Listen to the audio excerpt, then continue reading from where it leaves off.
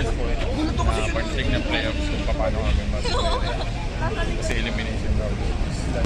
Ano lang, wala pong masyado pa rin. Pagdating ng playoffs, yun, iba ng laruan, iba ng physicality, it's how you handle the pressure pagdating ng playoffs. Yun ang medyo big concern para sa akin kasi yun yung mag-iiba. So far ba yung iba-iba rin kasi nagko-contribute per game yun? So, yun yung maganda.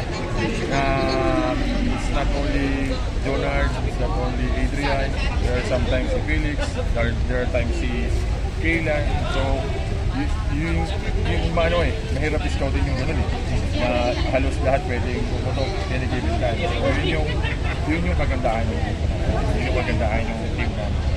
So, I'm really happy that all of us are alam mo yung parang yung expectations namin is nahihigitan na. Medyo may character test yung game nyo against San Miguel Guayabo. Ano masasabi mo? If kung may tawid nyo, tingin mo ba palag na? Siguro naman. And San Miguel is a contender. So, we survived Ginebra, although Ginebra at that time was that's their first game pala.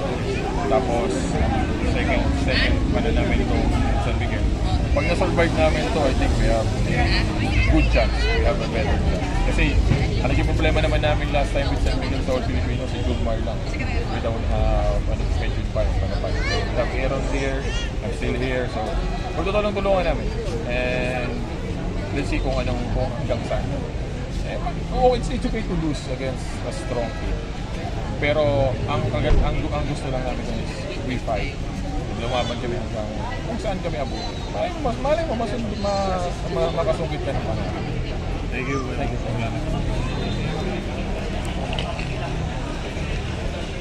you. Let's save that. Kunin ko mamaya.